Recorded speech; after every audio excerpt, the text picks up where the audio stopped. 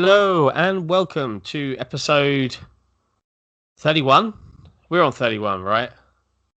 Yes, we are. I get confused with all the live shows we've done recently. Episode 31 of the XboxEra podcast. I am joined by Special Ed.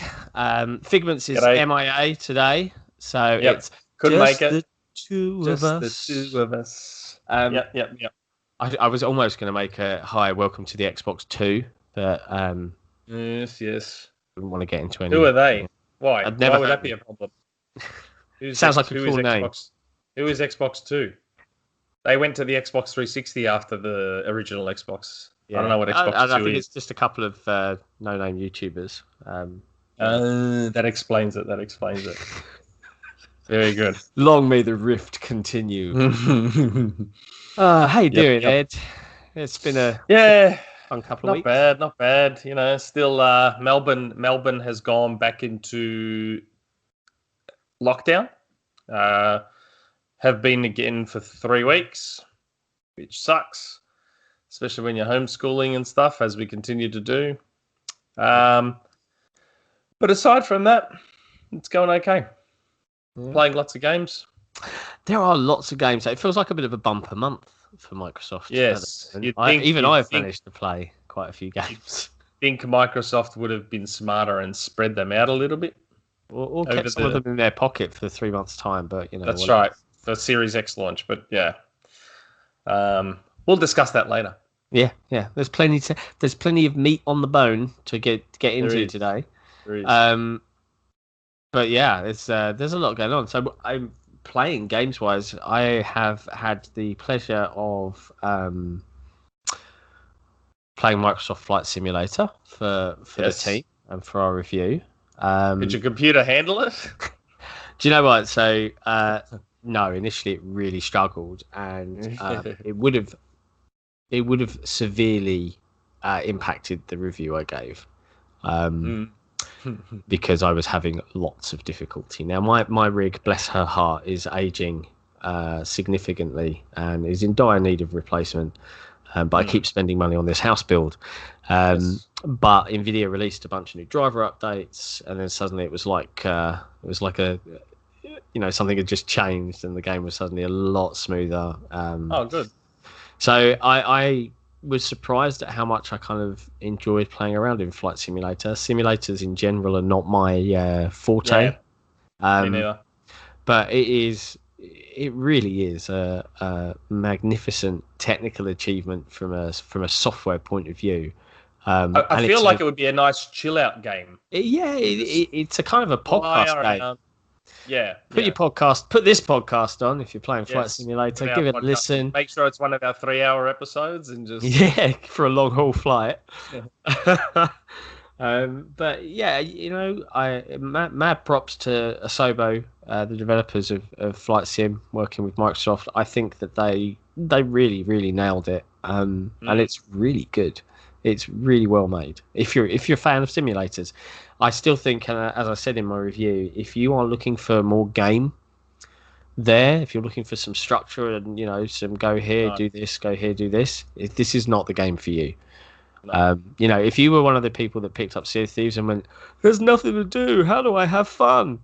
You'll really struggle with Flight Simulator. Like it is deep, even with my hands on throttle and sick, man, there's nothing worse than making some sort of vocal snafu when you're recording, because you can't take it back. Hands on throttle and stick, that's what I mean when I say I've got a aging hot ass. With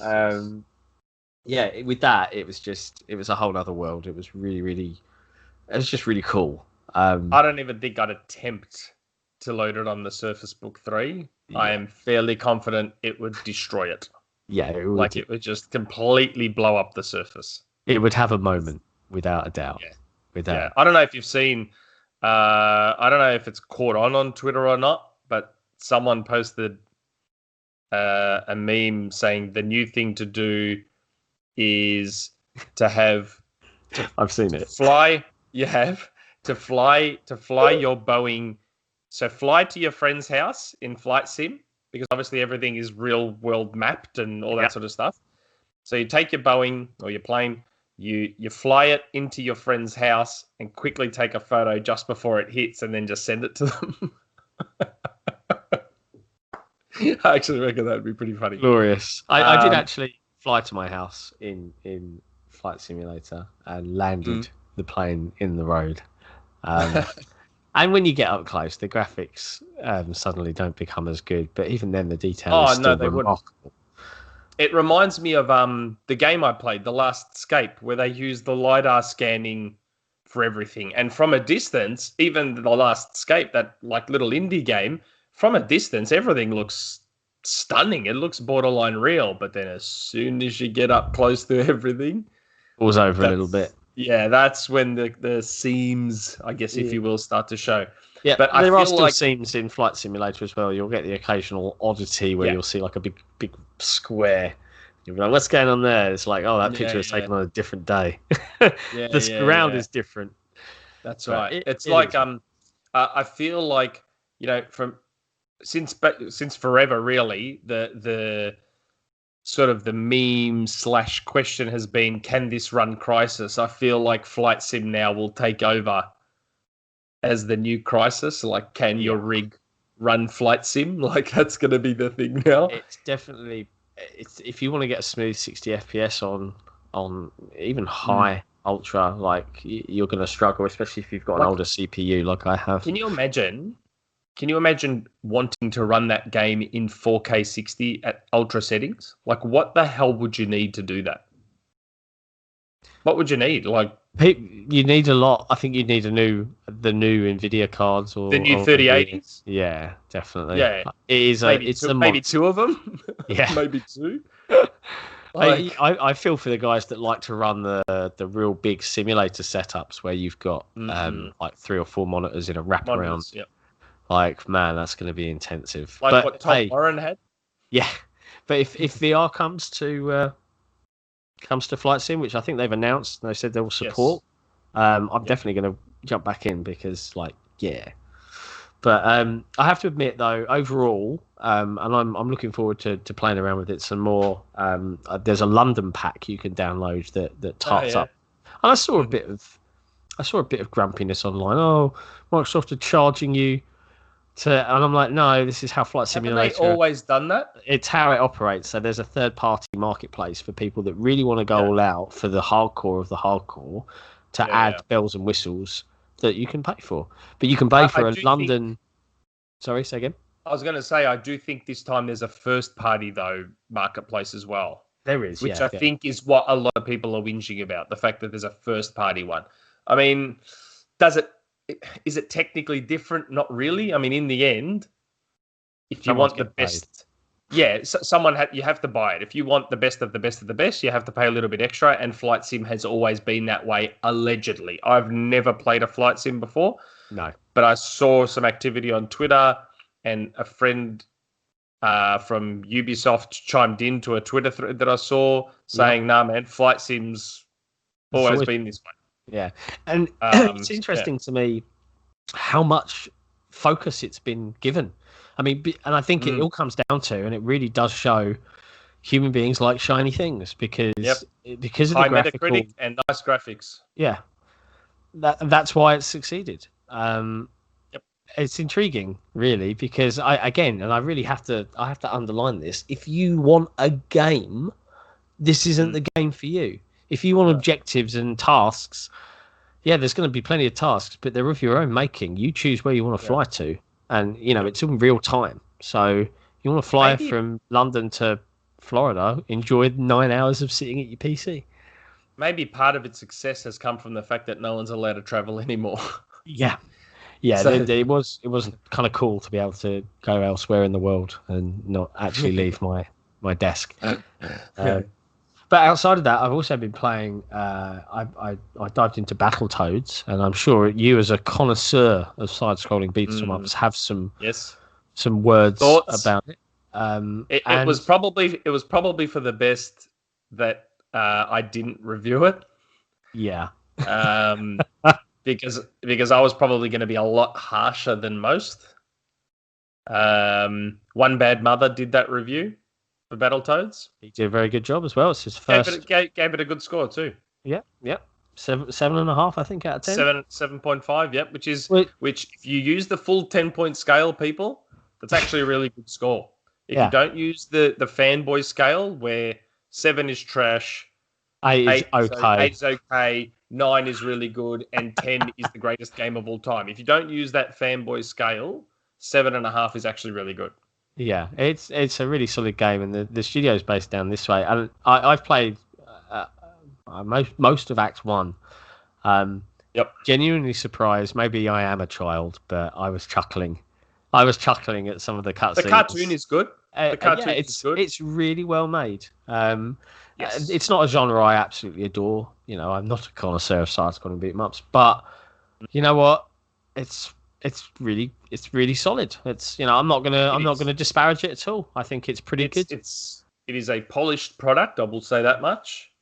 But again, as someone who is super into this genre, I have a lot of thoughts, a lot of issues, and most of those issues are centered around the combat, the button layout, the sheer number of buttons involved. Like, yeah, that starts to get really complex. You don't have to be anyone who's over the age of, I want to say, 30 especially, maybe 25, but definitely 30, have played a side-scrolling beat-em-up. Whether it was Teenage Mutant Ninja Turtles, Golden Axe, Streets of Rage, Final Fight, Captain Commando, Cadillacs and Dinosaurs. All right. I've not heard of that last one. You really are. Everyone has played Knights of the Round. There's so many. So anyone who's played those side-scrolling beat-em-ups will know that they've all got either 2 buttons or 3 buttons, and that's it. And despite that, simple and accessible. That's right. So simple but deep. So, or easy to pick up, not difficult to master, because they're not like 2D, they're not like 1v1 fighting games, but they can get deep. Like Streets of Rage 4 does have a really surprisingly deep combat system for a 2D side-scrolling beat-em-up. They incorporated a lot of 1v1 fighter elements to it. There's a lot of the juggling's really good, but it's all done off 3 buttons. Battletoads has so many buttons. There are so many. And then they wrecked it a little bit because you really should be able to use a D-pad. Like, I understand that you use an arcade stick in the arcade, but an arcade stick is effectively a D-pad with a stick. Yeah. Where an analog stick is an analog stick. Yeah. So that's why you're meant to be able to use a D-pad with these things on a controller. So then if you use a D-pad, running just becomes a double tap rather than a dedicated run button. Yeah, so you've got this run button that just adds to the complexity when it didn't need to. Yeah, and then they've got the tag-in system on the D-pad, and then the bumpers aren't being used. So why wouldn't you have the tag on the 2 bumpers? Yeah. And then that way you're not leaving the D-pad for movement, and it allows you to pull off the combos better. Now, to be fair, the game does let you remap the controls, but because of the way Battletoads is structured, in that it's lots of different genres and it's not just a side-scrolling, there's a lot of added complexity in there. I know. And it's just, it's really, really solid and well made. And outside of that, I've been playing, I suppose it is a Metroidvania, more I think about it, the wonderfully gruesome Carrion, which is which is really cool, and I'm really enjoying playing that. So I think you may have mentioned it as well on the last episode. Yes. Yeah, I'm still. I had to switch over to Flight Sim, so I am going to go back to it. Yeah. I think I want to write a review for the site. That's available on Game Pass. But I know you've been playing one other game that you're rather smitten with. Speaking of Game Pass, new Super Lucky's Tale came out on Game Pass, which I've decided I'm going to review. I know it's not a new game, but it is new to Xbox, and it's straight into Game Pass, and I really liked the first game. And I still hold a grudge for the 5 out of 10 review that IGN gave that first game. Oh, yeah. Was that Ryan McCaffrey, wasn't it? Yeah, because it's not Super Mario Odyssey. Yeah, that was literally the review. This is Super Mario. 5 out of 10. Mario Odyssey. 5 out of 10. Like, and I understand it's not an amazing 10 out of 10 game. I understand that. And it has its issues, but it's still a solid little platformer. Now, the beauty of new Super Lucky's Tale, and maybe this is giving it a really short review already before my review is up, but it improves on everything that's wrong with the first game. Everything. All the quality of life improvements are there. The visual improvements are there. The level design is still great because the level design in the first one was good. The variety is there. It's really, really good. I'm enjoying it a lot. Yeah. And it's on Game Pass, so go check it out. out. If you love those old school character platformers, if you've got young kids and want to give them a pretty easy, chill game to play, New Super Lucky's Tale is good. And it doesn't have that horrible achievement in it where it wants you to collect 99,999 coins. Yeah. It caps out at 12,000, which I'm already halfway. I've already got like 6,000. So, and I think I'm only on the second world. So, yeah, it's good. Well, it's really, really good. Like I said, it's a bit of a stacked month for Microsoft. Yes, so we still have stuff to come. We still have stuff to come. So one of our team is ploughing through Wasteland 3, and whilst I won't speak for him, I can say that he's really enjoying it. I expect that game to do extraordinarily well. It's meant to be really good, and is that coming out on Xbox? Or it's coming out on it's coming out on everywhere because it's coming out on PlayStation 4, Xbox, PC, the works. Yep. So I don't think it's coming to Switch, if memory serves. I could be wrong, but I don't think it is. But apparently they've done a really, really good job. If you're into your RPGs, this is going to be a game that you're going to want to go and check out. Did you check out the Avengers beta at all? I did not check out the Avengers. I did. Beta. Pretty good. Pretty good. I say, yes. I liked it. I played it on PlayStation 4 because it came out there first. Luckily, I've got a Pro. I did download it on my One X, but when I went to play it, it said the servers were offline. Yeah.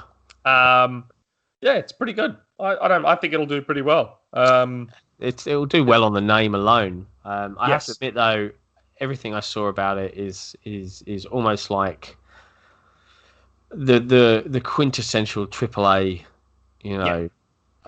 licensed game with every possible marketing trick stuffed in there. Like I've even seen there are Intel CPUs with Marvel's packaging on, and it's just it's a big old smorgasbord of corporation getting your money and product placement and stuff. Yeah, it's not fun. I like the films. Look, but I didn't mind the beta. It's like they sort of took God of War from 2018, blended it a little bit with Tomb Raider because obviously it's Crystal Dynamics making it, and it's like they took a lot of Kratos's abilities and combos and whatever and spread it out amongst all the Avengers characters. But yeah, it's quite cool. I used my favorite. Iron Man, of all the characters so far, the one I enjoyed using the most, as much as it pains me to say, is probably Captain America. Really liked his combat. Iron Man's was far less enjoyable, which breaks my heart. The son loved Hulk. That's his favorite. So as soon as he saw Hulk, he was like, yes. I'm in. There's going to be a lot of fan service, I think, in that game. Even though the characters, obviously, you want them to look like the actors, but there's a lot more money. That's right. Yeah, I know why they couldn't have them look like their actors, and I know why they couldn't have the actors voice it. So that aspect of it's a little bit disappointing, but I get it. But yeah, I think it'll do pretty well.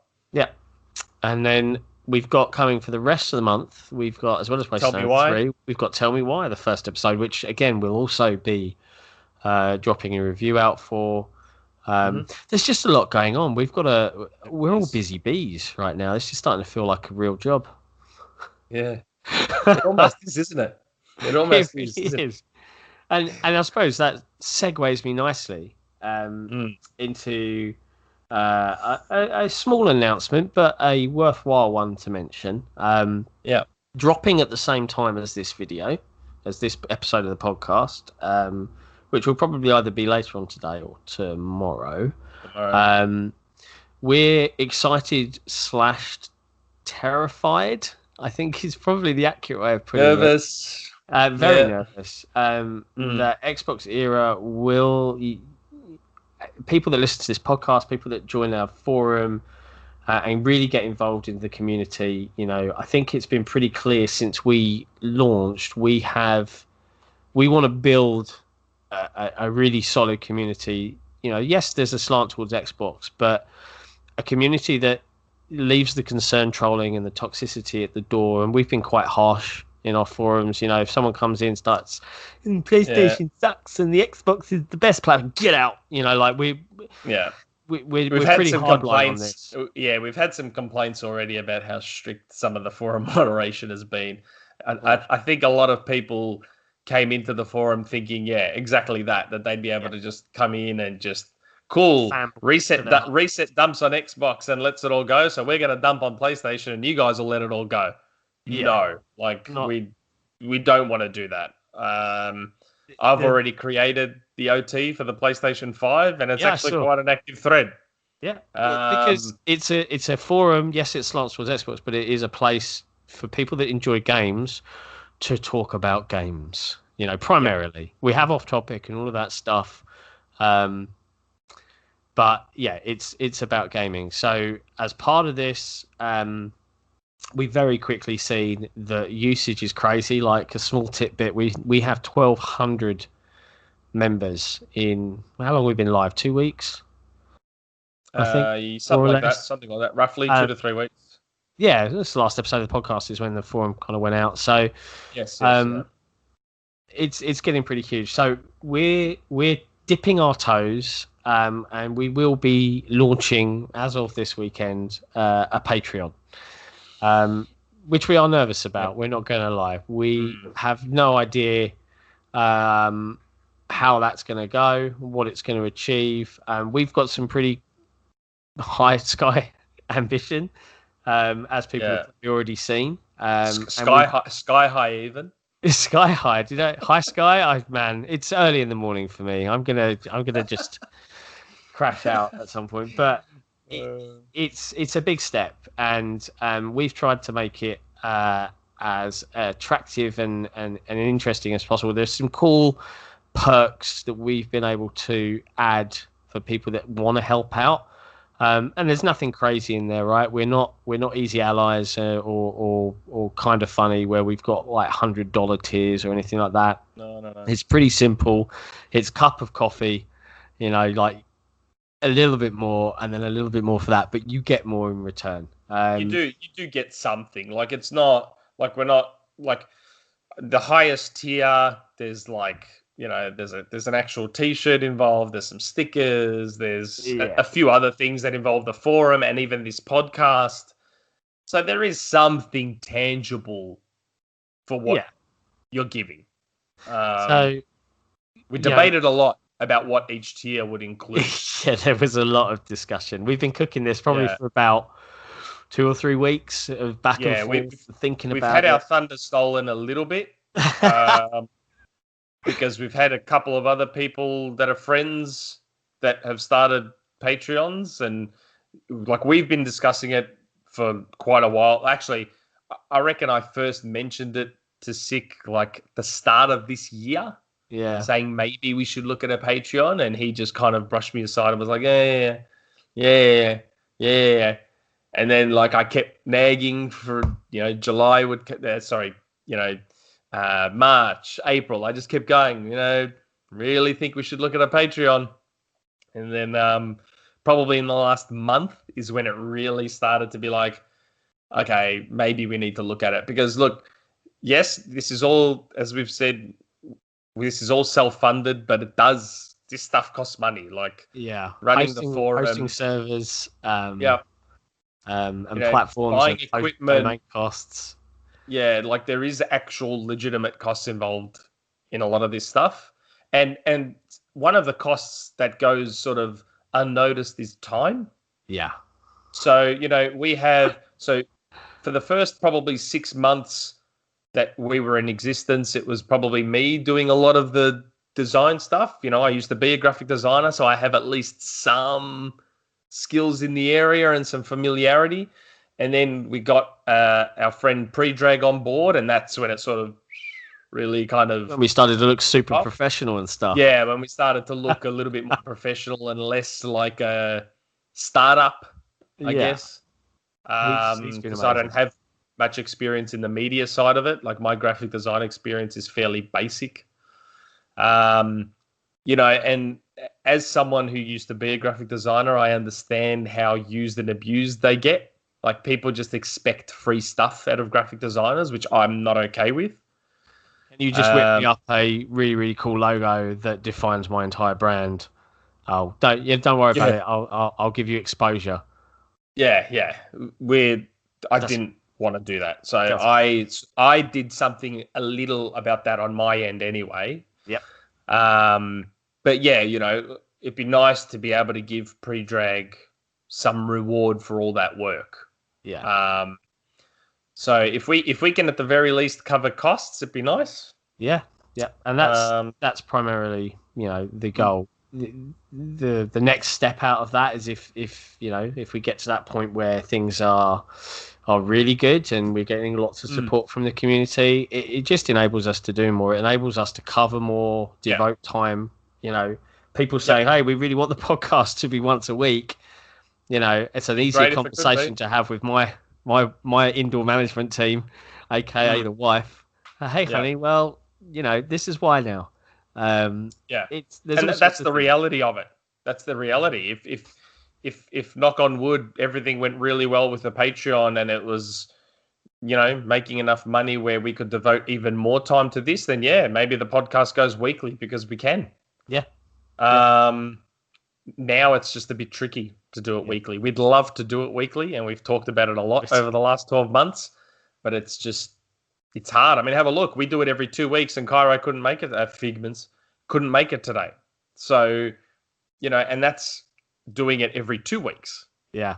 It's just tricky. It's tricky, but it's really tricky. We love it. We love doing it. And we love the passion and the just how awesome and positive thus far our community has been. Like, we feel as a kind of admin team that are running this thing that we've sort of breathed some life into folks that perhaps felt a little underserved. And there are bigger companies out there that have gone, yeah, the Xbox community does respond well to actually, having something to listen to and talk about. Like you've seen it with kind of funny, they've done their Xcast. And I think that got 6 weeks. Yeah, no, that's now confirmed. It's going to go right up until Series X launch. So good for them. It's great. But the more that we get to grow, the better guests we can get on, the better contacts we can make, the more involved we can become, and we can really make XboxEra, the go-to forum if you're an Xbox fan, and that's the plan. So it'd be nice to be your first stop. Yeah, basically that's the goal. So check it out. There'll be a link in the YouTube description below, but there is another video which, if I have time and I remember, I'll put the card up so a little eye will appear on YouTube right now and say, hey, this is where the thing is. It's going to be an adventure, but we're doing it with you, so we appreciate it. We'll see how we go with it. Yeah. I think next up, biggest news item of the last 2 weeks is this happened after the last episode, didn't it? It did happen after the last episode. Yes. Okay. Yeah. Okay. And that is the delay of Halo Infinite. Yep. We said it wouldn't happen, and it did. We said it's all hands on deck to make sure it doesn't happen, and yet it still happened. I don't know if did you watch? I know I watched it live. Did you watch Phil Spencer on Gary Whitta's Animal Talking thing, the Animal Crossing talk show he does? I haven't watched it yet. It was actually really good, and it was quite funny. And he knew about it then, right? He spoke about it Yes, on the. it happened like the day before. I think the delay was announced the day before it. So Wow. Gary Whitta went right into it, and it's funny. We know that Phil doesn't like swearing, which is part of the reason we do our best not to swear because we'd like to have him on the podcast one day. And Gary, I don't know if Gary Whitta was told that he doesn't like swearing. But Gary Whitta called him a son of a bee, like just full on. Like he literally just called him a son of a bitch. F bombs, like the whole lot. And I was watching it. And I'm like, what must Phil be thinking? I actually sent him a DM on Discord saying, you know what, this Animal Crossing thing's actually hilarious. And he goes, yeah, it's really fun. So I think he enjoyed his time doing it. It was really good. If you can watch it, I'll give it a watch. It's on my to-do list, but life has been busy. He goes into how hard the delay was to announce, the reasons for the delay. It's unfortunate, but I think it's probably it sucks that it won't be there for launch because that was like a big deal having another Halo game for the launch of an Xbox console. But I mean, we all saw that reveal. I think it would have done more harm long term to release it. Yeah, I've seen recently. I think Brad Sams from Thorough did an article. I know for a fact that a lot of that is literally conjecture. It's not accurate. And I know there's been a lot of, even to the point where I think 343, who typically don't comment on that kind of thing, even the community director, which is a guy from the Bungie era, Sketch. Yeah, he actually came out on Reddit and was like, nah. I think he tweeted as well a gif of everything you've just said was wrong. Yes, there are support studios that are looking after and assisting 343 with some of the development. But that happened. That's all. That's like pretty normal. Most giant games have that. But there hasn't been this mass exodus of really integral creative leads that's caused the projects to be turbulent. It's just people get jobs all the time. It doesn't matter if it's in the middle of something. Games take 5 years or more or 3 years to make. People suddenly might get another job offer. It doesn't mean that there's drama, and I think people are just so desperate to look for something. And I feel for 343 because it feels like a little bit that their entire reputation as the stewards of Halo is on the line, and arguably one could say it almost is. Well, yeah, I mean, not only A, it kind of is. B, I have to say they did back themselves into that corner a little bit, just a little bit. With Halo 4, I think we've said this before, but it feels like every game they put out, they get one thing right and then other things massively wrong. If they could piece it all together, they'd have something special. So Halo 4 was stunning to look at. The campaign, I thought it was okay, but by most critics' opinions and the general opinion is that it's a pretty good campaign. Yeah. Everyone hated the multiplayer. Everyone unanimously hated the multiplayer outside of myself and Frankie, who both love SWAT. Then Halo 5 was basically the polar opposite. Multiplayer is just unanimously agreed as not only good, but one of the best. Yeah, really Halo solid. It's my favorite Halo multiplayer, bar really none, solid. Especially SWAT. But the campaign is just... Man. Yeah. And visually it's not great. The Blam engine is really showing its age by 2015. Yeah, it was. There were moments where it was really, really gorgeous, but there were other. Oh, look, on One X, I have to say, on One X, it's actually not that bad looking on Xbox One X. It's really nice. You shouldn't necessarily. Yeah, given the One X wasn't even a thing really in 2015. it seems unfair that a $500 console is required to get a decent looking version of Halo 5. Yeah. We know about Master Chief Collection being a complete disaster. Have the best time. It's unfortunate now because Master Chief Collection as it is right now, had that been what released back in 2014, I reckon that would have been a game changer. Yeah, it's really solid now. The biggest takeaway for me is I think this really shows that the old Microsoft is dead. Yeah. Right? Old Microsoft, Don Matrick Microsoft, low invested in Xbox team would have forced the developers to get that game out the door. Well, it's interesting you say that because Phil, if you watch the Animal Talking thing, Phil basically alludes to that. He said, 10 years ago, I never would have been allowed to delay this game. Yeah. He said, no way, because we would have had to put it out. So, yeah, he did definitely allude to how much more control they have now, how much more freedom they have to make these decisions. Such a good decision, in my opinion. It is. Long term, it is. In the short term, you're going to get the trolling, you're going to get the disappointment, you're going to get what have you got now, Xbox? Yeah, I know. You're going to get all that stuff, but I think in the long term, as long as 343 now steps up to the plate, like we've heard all sorts of dates. So there was that Amazon listing that said 2021, not accurate. Is a mistake. I've read some other people think it might be around April. Me personally, if it was up to me, you've already delayed it now. I'd give them the full year.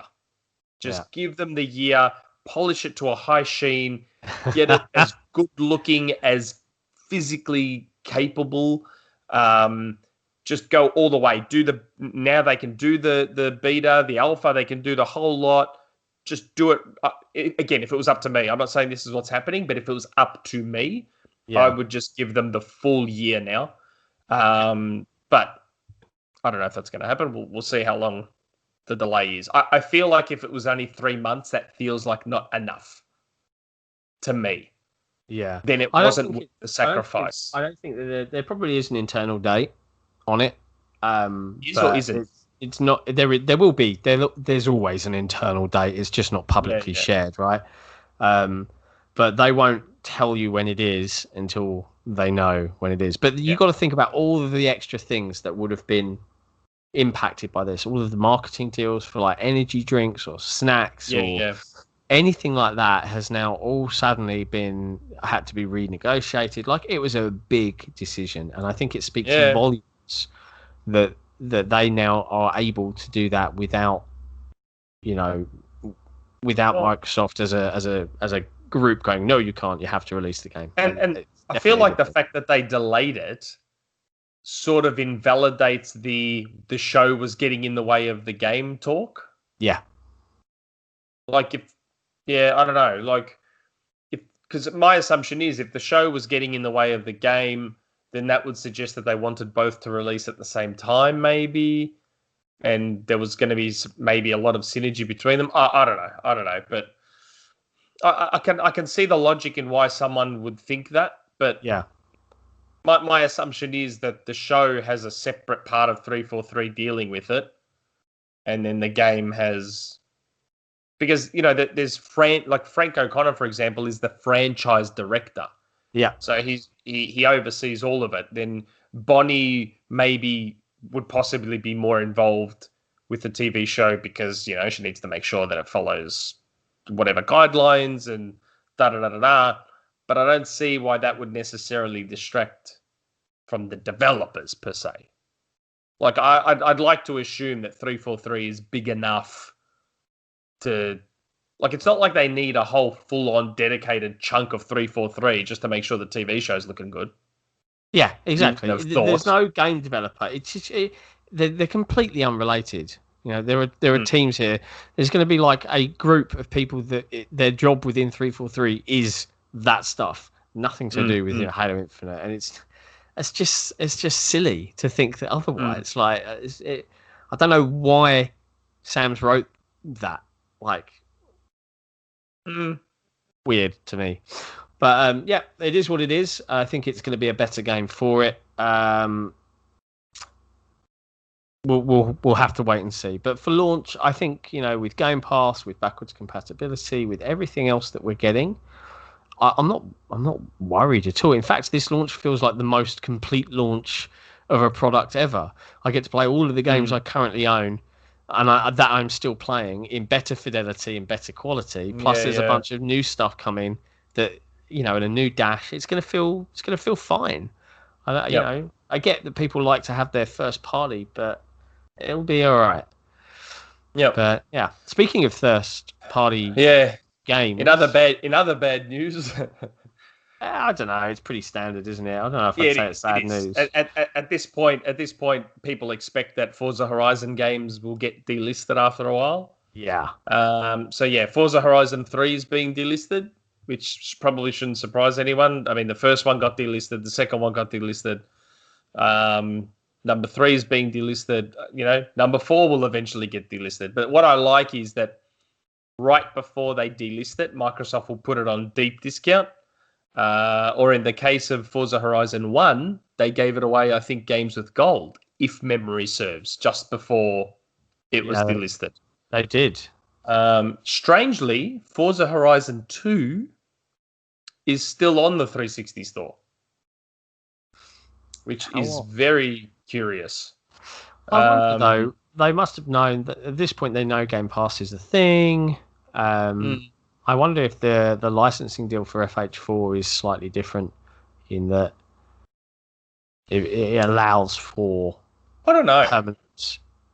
I find it weird that music, cars, athletes, I find it strange that these licensing deals are done the way they are done. Like, if I'm, and again, I admit that I'm completely not knowledgeable on this and I'm not involved or anything like that, but I just would have thought that if I had a song, right, unless my song is the biggest song on the planet, I'm not sure I'd be opposed to a good game having my song in it.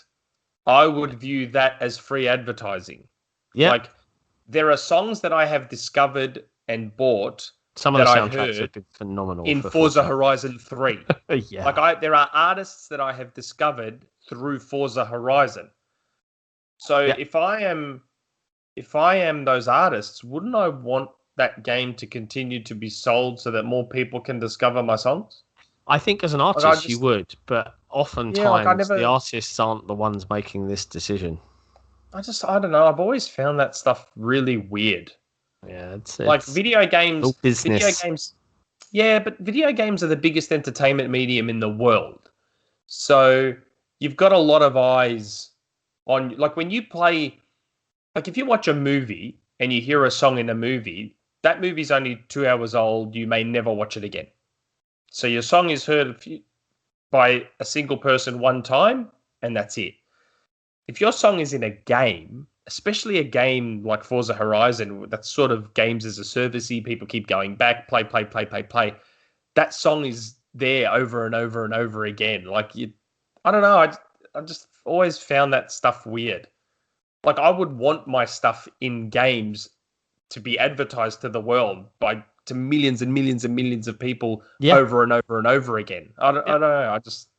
I never understood that. I think you're absolutely right. I imagine that 90% or more of the artists that actually make the music would be totally fine with it.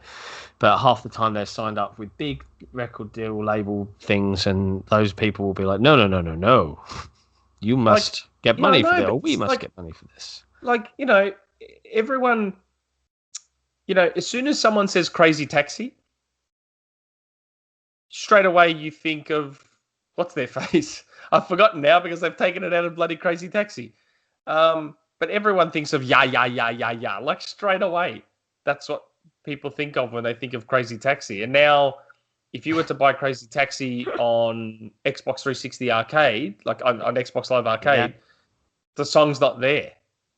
So it's not even the same game anymore. Like, some people really do associate a tune or a piece of music to a game. That is most definitely the singular best case of a video game and a song being one, basically. Like that is the example straight away. Oh, Like if someone showed you a picture of Crazy Taxi, that song would come in your head. yeah. Yep. Straight away. Yeah. So It's just hopefully Microsoft give it away again with games with gold, because Lord knows gold's pickings have been a little bit slim of late. But then anyone would have played it if they'd wanted to play it by now, surely. Who The knows? Offspring. The Offspring. I The just Offspring. remembered Yeah. The Offspring, sorry. I just remembered Bringing the band. back the early noughties to me right now. Yes. And I don't even like The Offspring. I but don't because either. of Crazy Taxi, I love that song so much. It goes to show the effect it can have. Tell me about it. Yeah, so what else has happened? As people in the UK and Australia like to say, we like our hot chips. Yeah, it's true. Not our fries. We like our hot chips, our fish and chips. Yep. Not our French fries. We like our burgers, not our sandwiches. Yeah. It's chips is for you Yanks listening. That's our fries, all right. Chips. Yeah. They're big. They're fat. They're not chips. Thin, and they're not crisps. All right. They're not crisps. Crisps are your chips. Right. Yeah. We could get confusing here. I'm glad. Our soft drink cans are made of aluminium, not aluminum. Not aluminum. But yeah, so we had the Hot Chips Symposium, where Microsoft were very open about the internals of the Series X. Yeah. And, look, I understood some of the words, like audio and media, and I think that was about it. But I did run it by my translators. Yeah. And, we obviously already knew that the Series X was a relatively meaty console. Very. But Hot Chips seemed to reveal that it was probably even meatier than even we thought. Like, this thing's kind of ridiculous. It's a big boy. One interesting tidbit that, again, I would not have known had my translators not let me know, that the audio block, the audio hardware, the audio segment of the Series X is actually even more involved and a little bit more powerful than the PS5's audio. That doesn't make sense.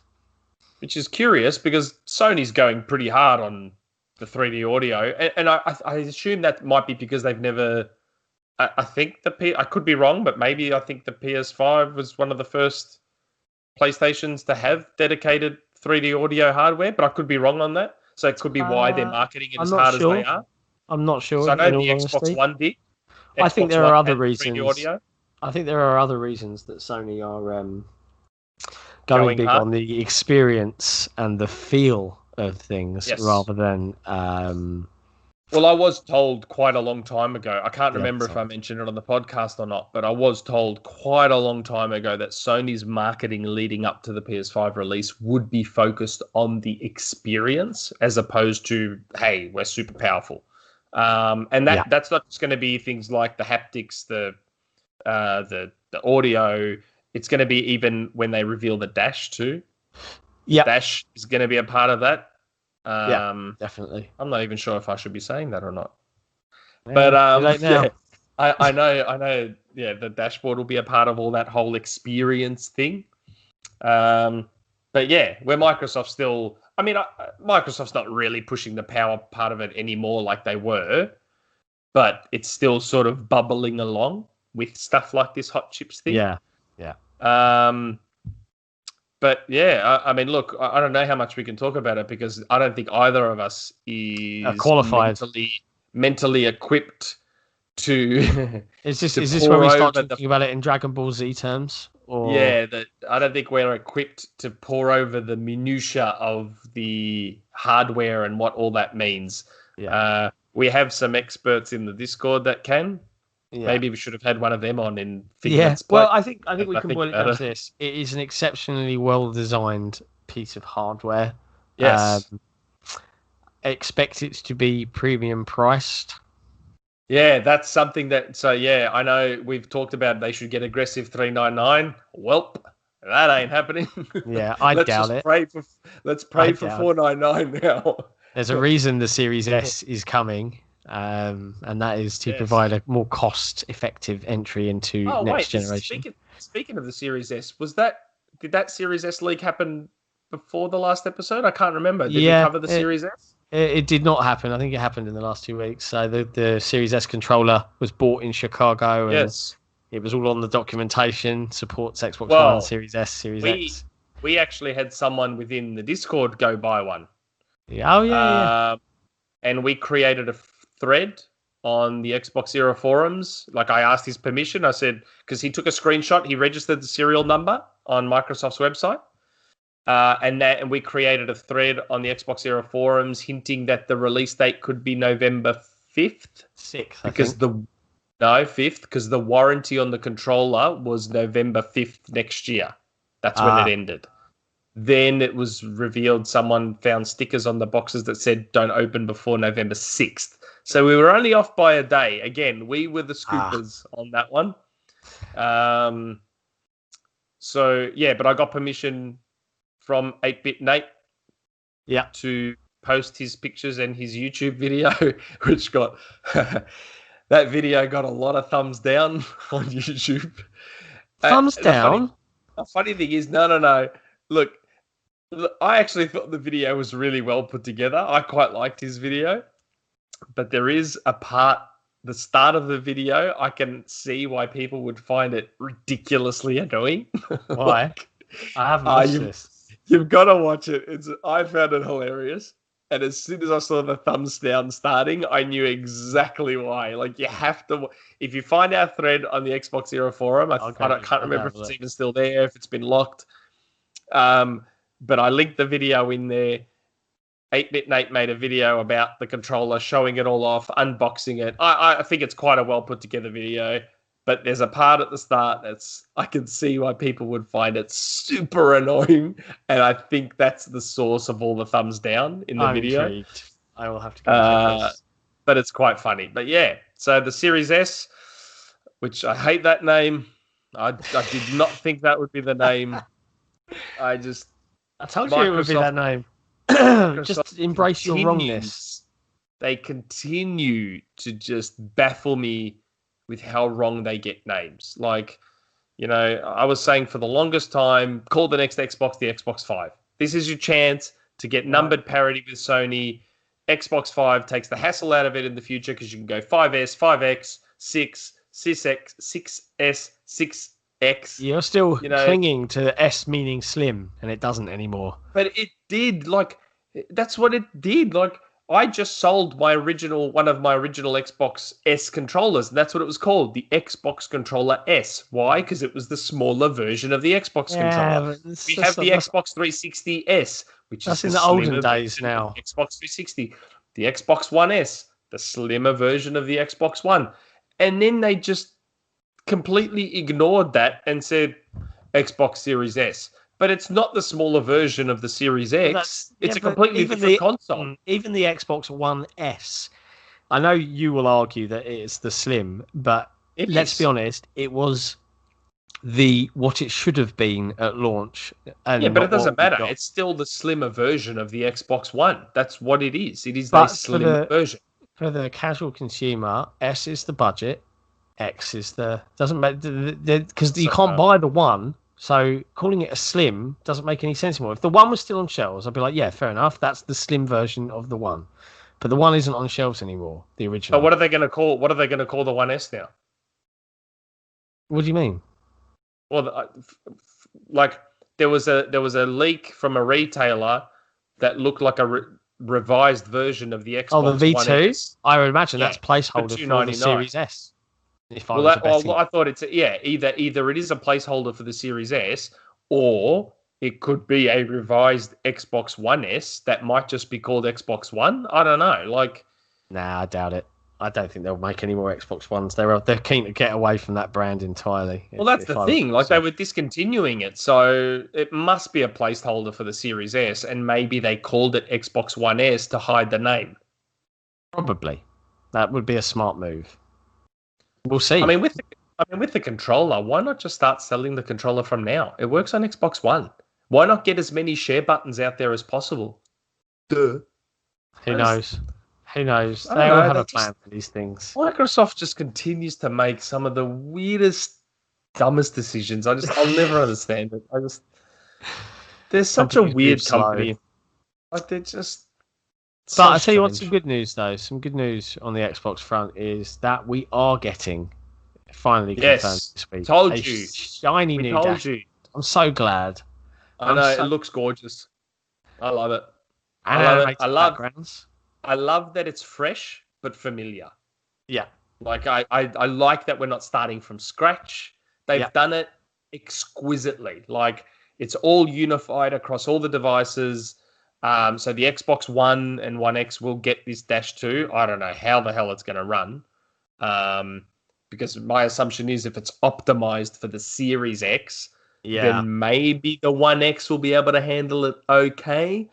But I shudder to think what it's going to be on base Xbox One. Having said that, I have a Gears One X and I have a Minecraft One S upstairs in the daughter's room. Yeah. And I got to say, the Dash probably performs better on the One S. So, I don't know. But do you know what I was thinking? They released a bunch of like how the fonts should be, how the colors should be. We're getting animated backgrounds. I wonder if we'll be able to release an XboxEra animated background for the Series X. Hopefully they let us do our own. We're going to have to look into that, right? That would be cool. Yeah, for sure. Speaking of fonts, we changed our font. You'll notice on our little podcast template, I changed the font to align with Microsoft's. So Microsoft changed their font technically. They've used DIN for a long, long time. Yeah. And now there's an evolved version of DIN called Bandschrift. I think it is. Getting your graphic designer hat on. Yeah. Thought I'd change the font to align better. You're right. The new Dash looks great. And I think with that, I think they've now linked and integrated the 360 and the One stores. So you don't load into like a weird browser when you try and buy a 360 game. Which now is great. Now the 360 games act just like Xbox One games now. So you can gift them, you can use your credit, all that sort of stuff. I will say it has caused some quirks. So I don't know if you've tried this, and please, if you're watching, let us know on Twitter, let us know on the forum. So I went and bought Red Faction 2, Games with Gold, but it still thinks I don't own it.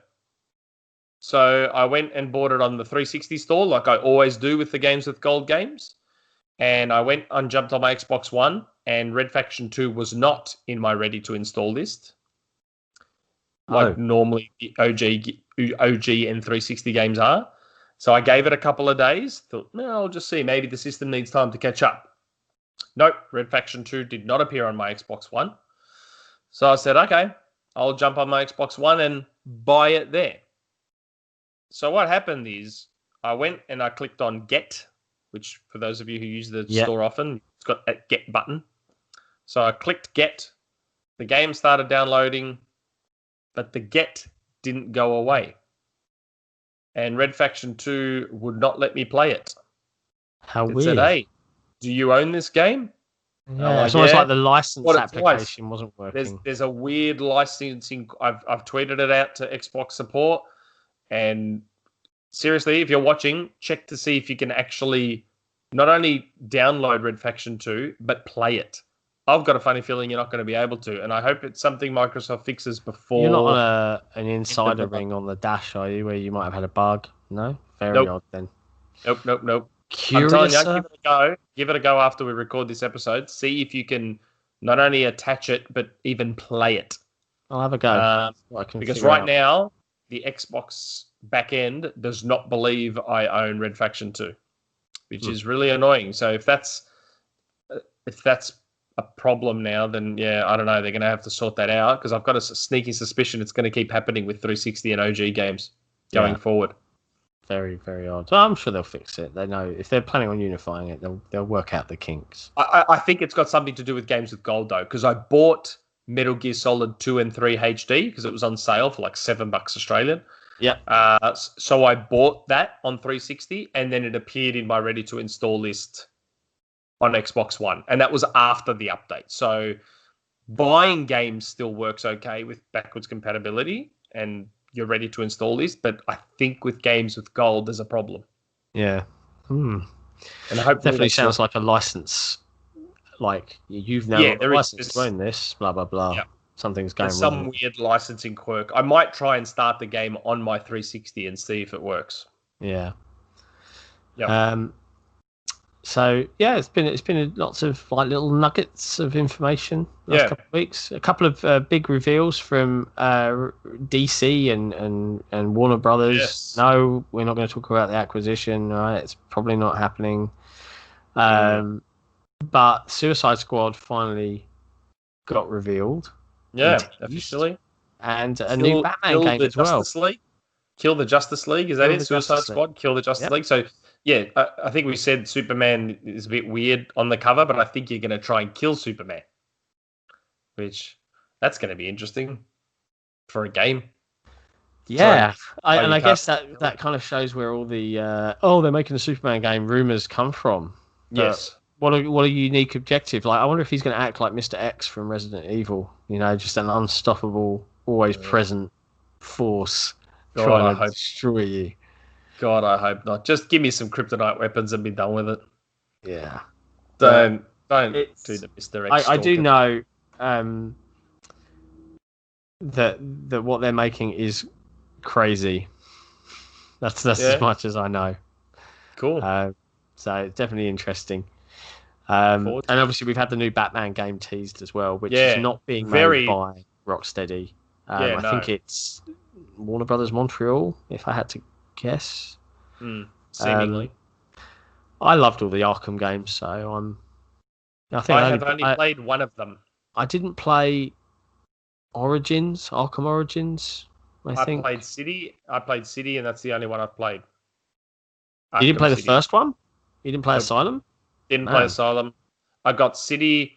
So I got City free with PlayStation Plus, I think. So I started it on PlayStation 3.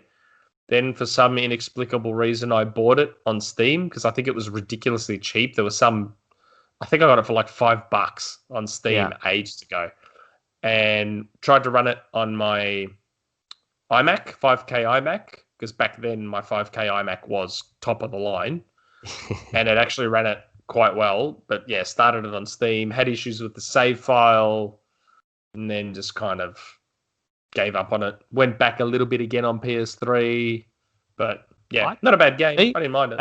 I'd go and play them again. Like, they're really solid games. They're really good. I think there's remastered versions available for the current gen consoles. So yes. Worth playing, man. Really. And allegedly, Arkham Knight is a very good-looking game. Allegedly. I think they're all good-looking games. So I'm very intrigued to see what the next gen of Batman's going to look like. Look real nice. And then I guess just before we dive into community questions and things like that, Phil dropped a tweet out earlier in response, I think, to a Game Pass article that was comparing Netflix and how, like, and I totally empathized with the writer of this piece, in that I often switch on my TV, and if I want to watch a movie, I'll look at Netflix, and I'm disabled by choice. Yeah, I know. Like, I'm like, I know. And then I'll just pick something that I've seen a million times because there's just too much. I know. And they were writing that that's what Game Pass is becoming. You log in and you're like, what do I play? And you just end up playing something you always play because you just can't pick. Like Rocket League. Yeah. And I think Phil replied in a tweet or something to that effect that was like, we want to get more bigger third-party stuff to join us. Which is intriguing, because you got to wonder if, because of the Halo Infinite delay, regardless of how many smaller titles are coming on launch for Series X and Series S, are Microsoft going to get out the checkbook? Well, there's been hints that they're going to try and fill the gap that Halo is leaving with third-party stuff. So there's been a lot of speculation about, is Cyberpunk going to be on Game Pass day one? Is Assassin's Creed Valhalla going to be on Game Pass day one? Nope. Some people have settled on Watch Dogs, which is maybe doable because Ubisoft obviously have both of them coming. So let's be honest, Assassin's Creed is bigger than Watch Dogs. Yeah. So I could see Watch Dogs as gettable for Game Pass day one. But who knows? Like I've got no idea what they could be doing. Yeah.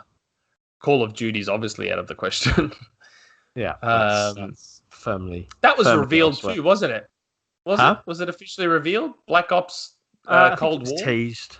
It was teased. I don't know. I don't pay attention to the whole Call of Duty thing anymore. Yeah, I think it was Call of Duty Black Ops Cold War.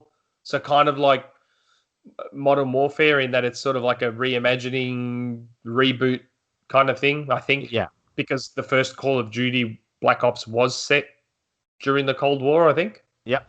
And got to say, Black Ops is one of my favorite Call of Duties, especially as an entire package. Probably as a package, probably the best Call of Duty. So campaign, fantastic. Multiplayer, fantastic. It was the one that sort of really brought zombies to the forefront, even though World at War started zombies. Didn't it? I'm trying to remember now. I'm getting my Call of Duty World at War was Treyarch. I can't remember if it did. It may have. I'm trying to remember which one had zombies first. Either World at War did or Black Ops did. But either way, I know Black Ops brought it to the forefront. And then there was also, I don't know if a lot of people know, but Call of Duty has, Black Ops has a hidden game in it called Dead Ops, which is unlockable, that is pretty much a full-fledged game, but it's like an isometric view twin-stick shooter, which is basically, there's zombies mode as that isometric twin-stick shooter. And it's called Call of Duty Dead Ops. Really, really cool. So Black Ops has a lot in it. I did not know that. Yeah. I remember unlocking it and thinking, holy crap, this is awesome. Because I love my twin-stick shooters. So, yeah, it was really, really good. But I digress. Sorry, went off on a tangent there.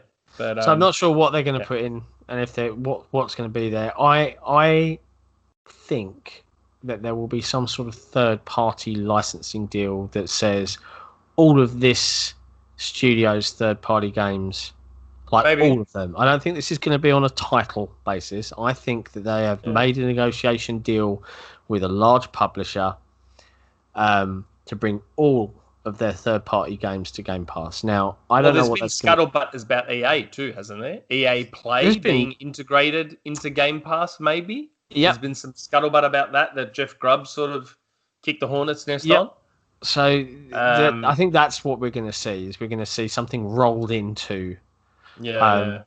But what I really want to see is not just, like a service like EA Access, EA Play coming into Game Pass, because that's kind of great for me as a subscriber because it's additional value. But it's not the same as Battlefield 6, whatever, launches, and it's in there on day one. And I get to play the whole thing, and I'm not gatekeeped for like 2-hour demos or anything like that. Or equally, I'm not getting the title 6 to 12 months down the line. I'm getting it on the day. If that's the deal, cool. If it's the latter, where you get it as per EA Play currently works, and not the Premier version that's available on PC, meh.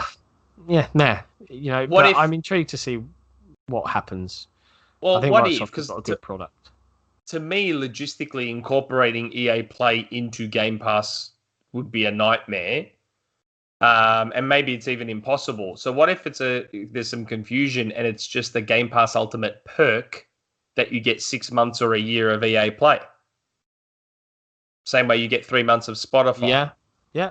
What if it's 3, 6, or 12 months? 12 months would be big, I think. Like that would justify that would be justified as a big announcement. 3 months of EA play would be super meh. Yeah. 6 months would be okay. I think go for the year. Like, that'd be cool. Like, if, as someone who's not big on EA game, like, I don't subscribe to EA Access or EA Play as it is now. Never have, because I'm not obsessed with FIFA anymore like I used to be. I don't play Madden.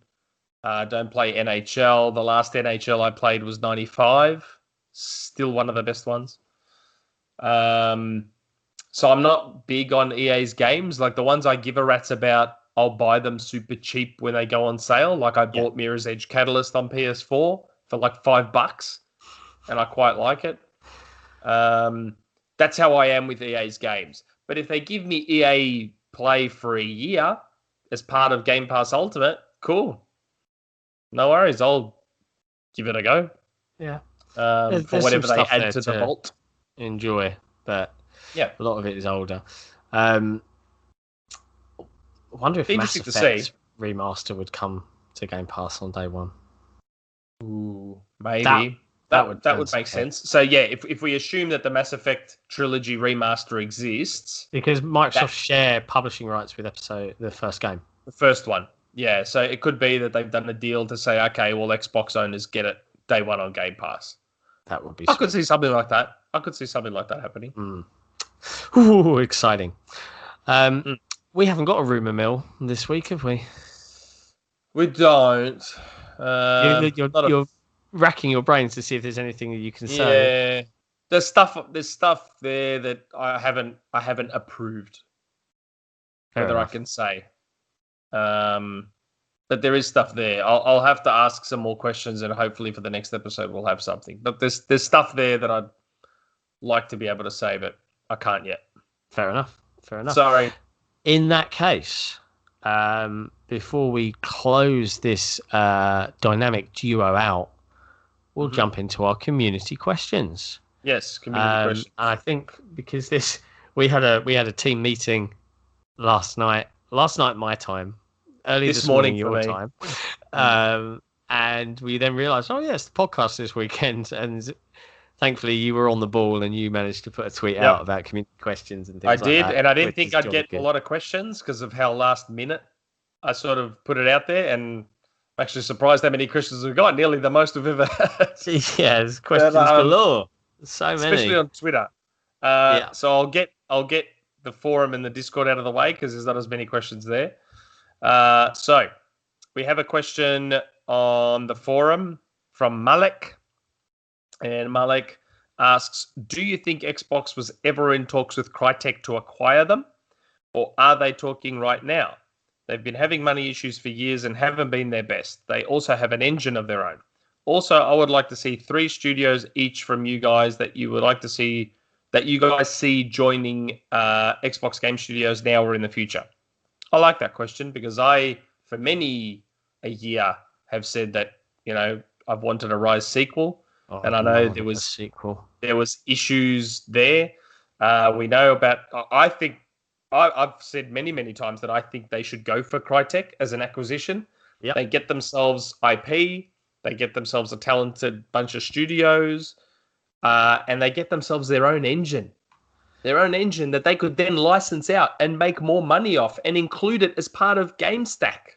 Yeah, that's true. Come on. Why aren't you running Microsoft, Ed? Hey? Oh my God! It's like this stuff isn't complicated. And the Cry engine is a great engine. Like, Crytek have military contracts for that engine. I don't know if a lot of people know that, but there are military organizations around the world that license the Cry engine, and what they do is, so you might have the Australian Army. Maybe are planning on building or have built a submarine, let's just say. Yeah. And what they do is they recreate this submarine in the Cry engine and they walk people through it and say, okay, we're going to have this stuff here and this is where the lockers are going to be and this is the kitchen. But that is a thing that happens in the Cry engine. So it seems crazy to me that Microsoft haven't looked at Crytek. Like, Crytek haven't been able to pay their employees for how long? Yeah, surely they must be slightly vulnerable. it just, I don't know. I just think Crytek, to me, outside like a Sobo, as far as studios go, a Sobo should be a number one target. Yeah, But I'd agree with that. I think it's crazy that they're not going after Crytek. You get so much bang for your buck with Crytek. Yeah, yeah, I don't know. you do. There must And you be get other Rise reasons back. there. You get Rise. I'd love Rise. Oh God. Son of England, and have it all medieval and knights and stuff. They were in Rome. God of War has now gone Norse. Rise now goes Greek. That's how you do it. The UK got Forza Horizon 4. You want Rise? Okay, all right. The UK can bugger off now. Rise can go to Greece now. And then that way Xbox has their God of War. But in terms of 3 studios that we'd like to see, I think both of us would agree on a Sobo. Yep.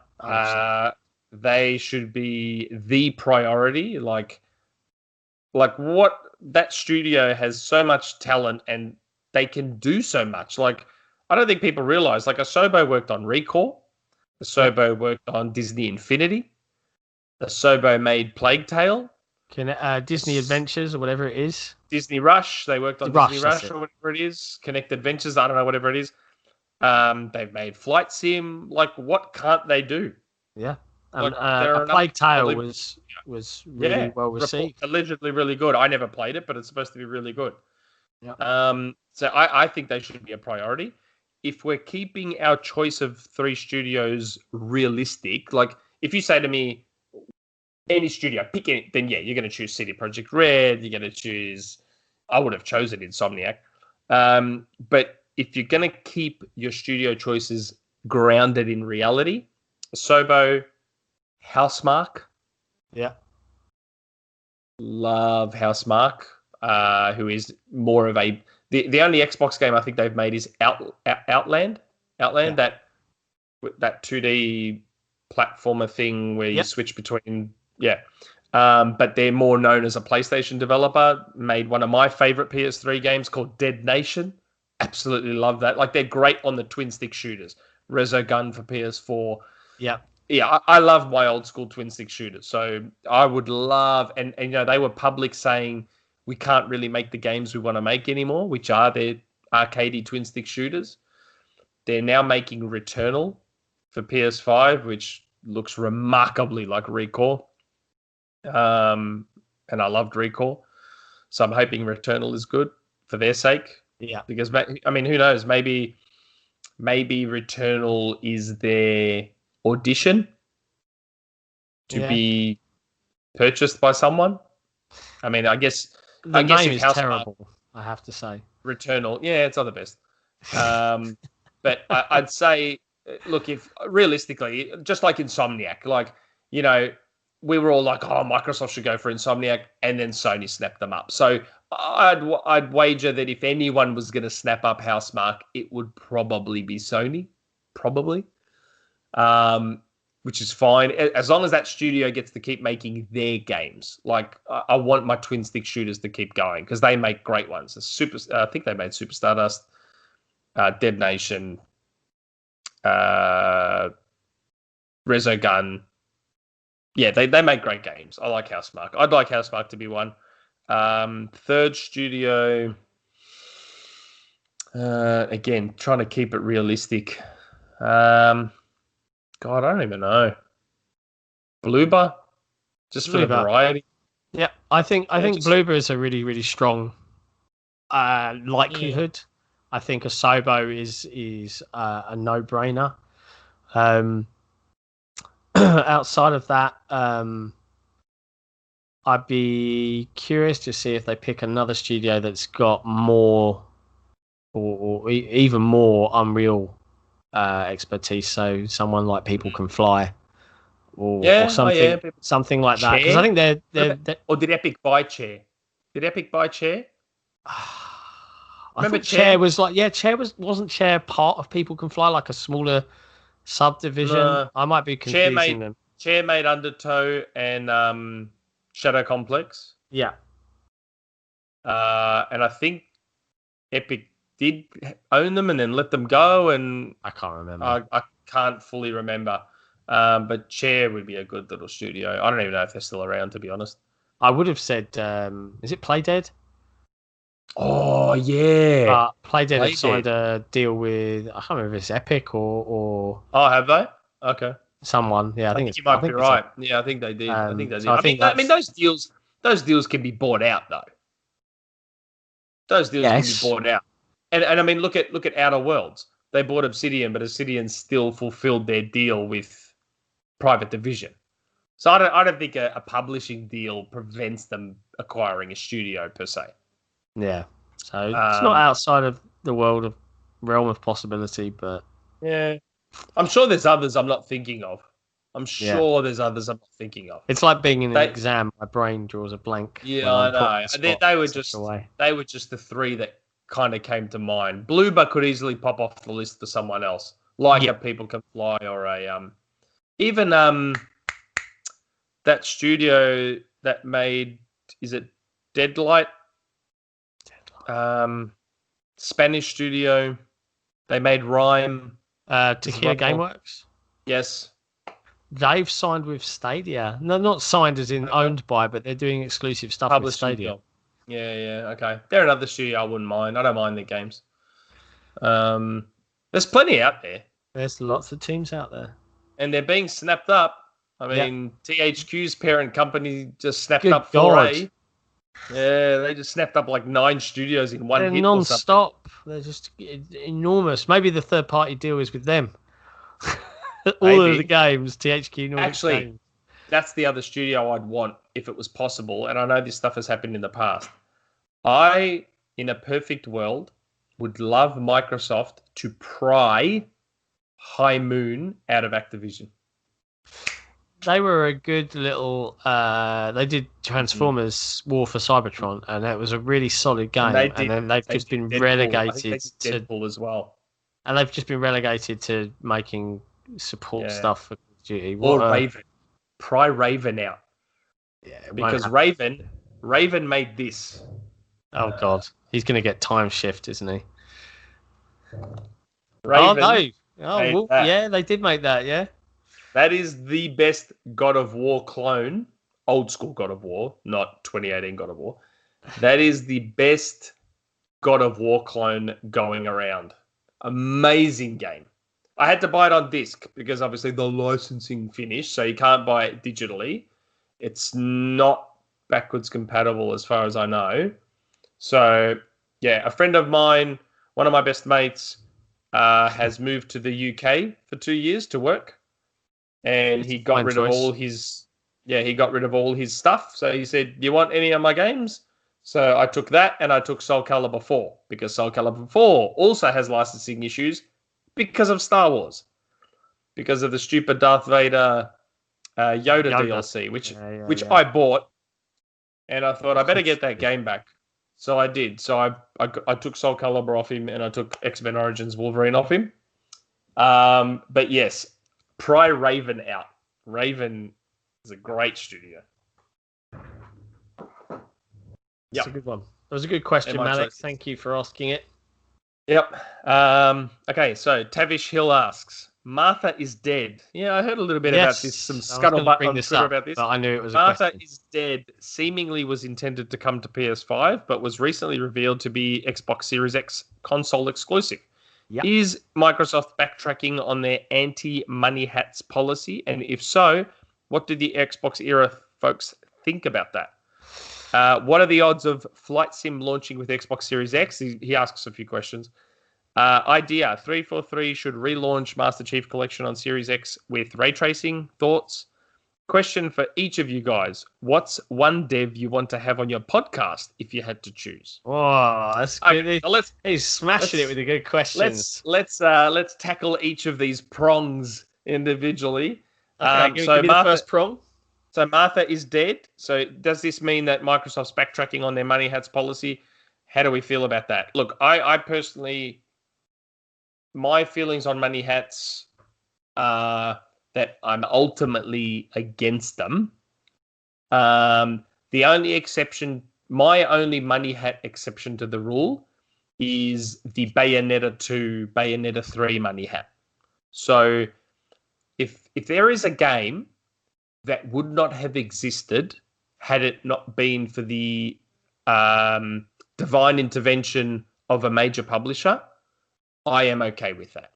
So Bayonetta 2, Bayonetta 3, Sunset Overdrive, Dead Rising 3. If it's a game that would not have existed otherwise, that is fine. The straight up, I don't want this game on other consoles for marketing reasons, Street Fighter V, Rise of the Tomb Raider, all of the ones that are happening now, like in the lead up to this new console launch, those are the ones I'm against. Now, is it good that maybe they're backtracking on their money hat policy? No. But what choice do they have? Sony, as we've been saying here for a long time, Sony is in money hat mode. They've got to do something to counter it. They can't just let Sony just snap up every game in existence. I agree with you primarily. I think there's definitely what people have to try and detract from is that there is the desire to let as many people play as many games as possible. It's a noble one. That's Phil's personal point of view. But at the same time, Phil has a job, and his job is to make money for Microsoft via Xbox. Xbox will make money if it has attractive exclusive games, right? That's how consoles work. Now, they are changing that paradigm a little bit with Game Pass. I don't mind it so much when it's a smaller title that's a little more niche, where Microsoft say, get their wallet out and say, yeah, we'll give you a bunch of cash so you can... And this is how it's always phrased, right? You can focus on this platform first. Yeah. You now, as a developer, don't have to worry about the PlayStation 5 or the PlayStation 4 or the Switch or PC, but they do have to worry about PC with Microsoft. But here's some money. Focus on us first. Give it to us. We'll pay for it. Give it to us for 6 to 12 months, whatever, and then you can do whatever you want with it. Any developer out there, any of them would be like, okay, because it's money in their pocket. It's increased focus from a user base. It's guaranteed to keep the lights on and pay the bills for their staff and their teams and their technology. Yeah. That's why it happens. All right. People need to let go of this, holier than thou attitude towards it. I agree that it's crappy when it's a game that is definitely coming to both platforms from a major third-party publisher, where then all you're doing with your money is paying to keep it away from someone. You're not paying for development. Deathloop. Yeah, you're paying to keep it away from someone where it would have sold, and the team making it have the money to do it. Having said all that, whilst that's my personal thoughts on the matter, from a purely business point of view, we've all been saying it. We've said it on this podcast numerous times. Regardless of being holier than thou or being right and being wrong, Microsoft need to kick a little bit of arse. They need to be a bit more aggressive. We've said it. Sony can do all of this, and they've got the bigger fan base. Ergo, no one's going to whinge. Microsoft are in the unenvious position if they money hat. I hate that phrase, but if they pay a developer to secure some exclusivity of some form, everyone's going to take Microsoft in particular to task for it because they're smaller. Yeah. And I'm a PlayStation fan, so now I can't play the game, so that makes me cross. Yeah. Buy an Xbox. That's your solution to that problem. This is how console launches go. I suggest everyone just get over it. Yeah, or get it on your PC. At least with Microsoft, that's the attractive part, right? Is that they're not gatekeeping it to just one insular console walled garden. It is pretty much the biggest platform in the world with PC. That's right. So that's why if you should be wanting any of the publishers to money hat, it should actually be Microsoft, because they give you two platforms to get it on. Yeah. Nintendo gives you one and Sony gives you one. Microsoft gives you two. Yeah. So of the big three, it should actually probably be Microsoft that you prefer, if anything. Yeah. Ultimately, in an ideal world, it'd be better if we didn't have it at all. But it's business. It's how it has to work. Yeah. With the indies, it totally makes sense, though. it's a whole heap of pressure off the indie because they can focus on one platform, and then the money they make there funds the other ports, and they can take their time. So with indies, it completely makes sense. Now we said, what are the odds of Flight Sim launching with Series X? 0. You reckon It's not 0? gonna happen. Yep, not gonna happen. Interesting. They just need to get that game freaking going on PC for as many people as possible, because not many people have the rig to run it. Like, if you need a monstrous PC to run it at 4K 60, that means that the Series X most likely has no chance of running it at 4K 60. So my guess is that it's going to take a long time to compress and optimize and tweak and whatever to be able to get Flight Sim running at 4K 60. Because there's no way known they're not going to have Flight Sim on Series X as a 4K 60 game. Yes, they will have a 1080-60 mode with maybe higher textures, but there is no way known they are putting Flight Sim on Series X without being able to say this is 4K 60. And to do that, they're going to have to probably cut back a lot. So I would say give it a chance. I think launch window, but not launch. I think there's a good chance. The likelihood is that Microsoft's SDK will allow for a certain amount of instant. Yeah, this runs, but not very well. And then, as you said, Ed, is then comes into optimization. I think that they'll do some form of reconstruction for Flight Sim on Series X to get to 4K. I think it'll be something like a 1440p or something like that, reconstructed up. Love to see it though. Yeah, dynamic resolution, something of that nature. But the question is launching. The question is launching, and I'll say no. Should 343 relaunch Master Chief Collection with ray tracing? Sure. Why not? Yeah. If they can get it in. I think they're very busy with the PC version. Yeah, I would say that unless they've got more resources than we're aware of, that it would be unlikely to get that sort of nuts and bolts engine style update. Because you've got to remember, the Master Chief Collection is an amalgamation of like 11 different game engines running on top of each other and left, right, and centre. It's not going to be the easiest thing to put ray tracing in, because the engine, it doesn't exist. So I would actually lean. I would lean in towards it would never happen. Or if it did happen, it wouldn't happen for another decade or more. I think they're happy just to have Should they? Like, would it be a good idea? Yeah. Is it possible? Probably not.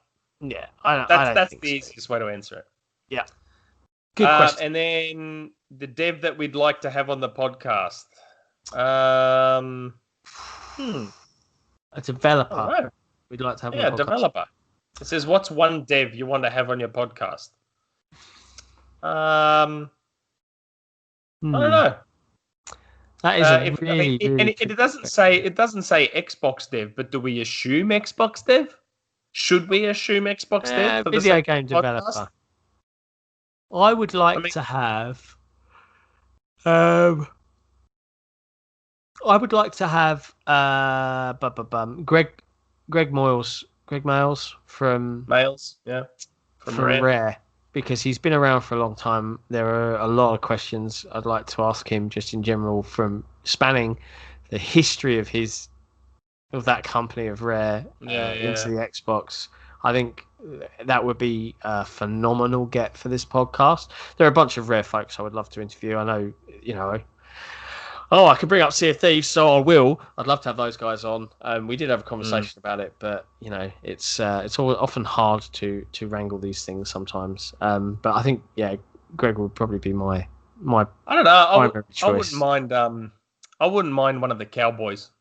I don't know, like a Cliffy B type, one of those guys that's a bit of a rock star, the rock star attitude within the. I'm not necessarily saying Cliffy B per se, but one of those guys that's got a bit of personality and Itagaki. Yeah, That would be an maybe. experience. Yeah, maybe. Yeah, like one of those guys that's got that sort of controversy follows them, bit of attitude. For the again purely for the sake of the podcast and the entertainment value, it'd be cool to have someone like that on, whether it's Cliffy and Agaki, maybe not Chris Avalone, but you know, one of those types. I honestly can't think of a specific person, I would but yeah, say one of to those anyone types. watching the XboxEra podcast, we're always working behind the scenes with publishers, with developers to get guests. But if there's someone in particular you'd love to see them on, you fire out a tweet them, tweet us, pull us into the conversation. You never know what might happen, because we're game. And sometimes the best guests come from unexpected sources. Like, before our podcast, no one would have ever heard of Charisma Williams, but she was awesome. She had great stories, super chill. Yeah. Chris McEntee from Moon, doubt anyone even knew who he was. And we had really tons of guy as well. People who loved him on the podcast. And this is the thing. When people think of guests, they automatically go to the big name and known people. But there are some awesome people behind the scenes that aren't as known. Yeah, that can be really cool guests too. And that's arguably the people we more want to focus on. It's cool having a big name, but having guests that are responsible for some of your favorite gaming memories here, talking about how they made them, is one of the reasons this podcast exists. To really shine a light on them. What we hate doing is any of that interview style format where you've got this person for 20 minutes because they're a big shot. You ask them a bunch of softball, boring questions that arguably he could just read. They've already been asked before. And we're not interested in doing that. You as an audience probably aren't interested in hearing that. Like if we ever got Phil Spencer on this podcast, which we are trying, we would absolutely say to him, if you're coming on this podcast, you're not coming on as just a guest. You're effectively a co-host for the whole 2-3 hours it lasts. And that's how we've treated every one of our guests thus far. Yep. We've made them stay on. And not everyone's going to want to do that, right? Not everyone's going to want to give 2 hours of their free time. And we get that.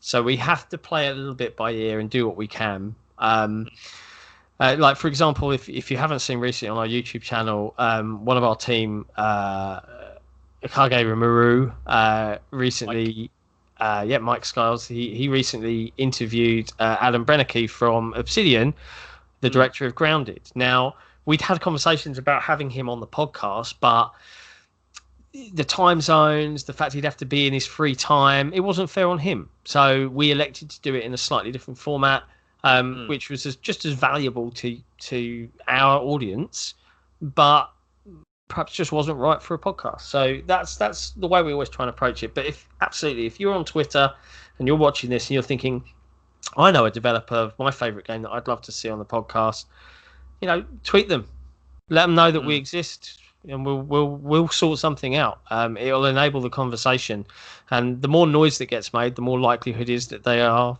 more willing to do it. We'll strong arm them into it. But it's a great question. I really like that one. It is, or multi-part question. Jay Singh, how does John feel that TikTok UK is not included in the TikTok deal, but Nix and Chironauts regions are included?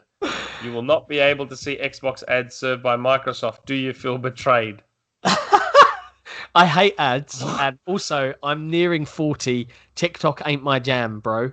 I'm not on TikTok myself. I've never touched it. I never will touch it. I could not care less. I actually think it's a folly. I've seen some hilarious stuff come out of it, though. I've seen some absolutely hilarious stuff come out of it and shit like that. But yeah, it holds little to no interest for me. So I definitely don't feel betrayed. Yeah. Okay, so sowing shade. With Peter Moore stepping down from his role as CEO of Liverpool, did his job. They won the title. Yeah. And returning to America, should Microsoft pay him whatever it takes to have him agree to some kind of advisory role for Xbox? Yes. I'm half kidding, but Peter's keen ability to develop and promote the brand of Xbox has no equal before or since his arrival/departure, and I feel a shot in the arm is overdue.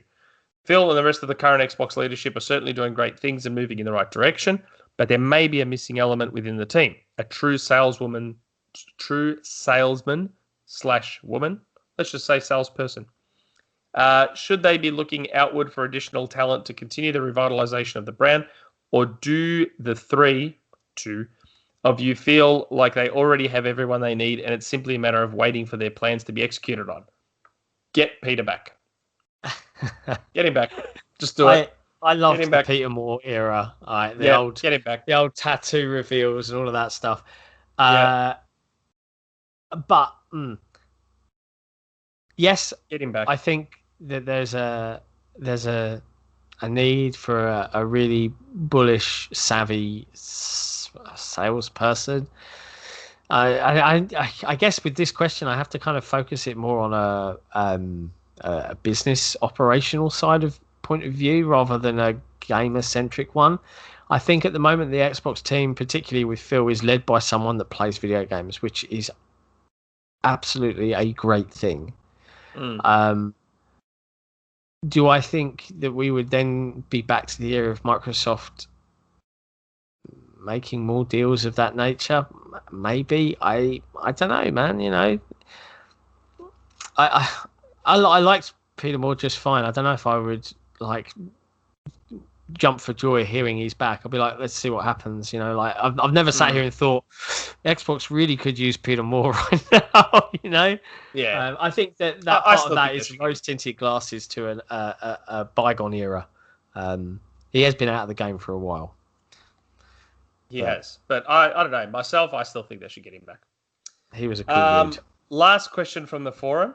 We may need to try and breeze through these pretty quick because there's still a lot more to come. Piano Black from the forum. The last question. Now, okay. So I'm going to read it exactly as it is, and we'll interpret what we think is being asked. Okay. So always the best way. I'm going to read it exactly as it is. Avowed or Fable? And then edit, bonus, Recore 2 or Quantum Break 2?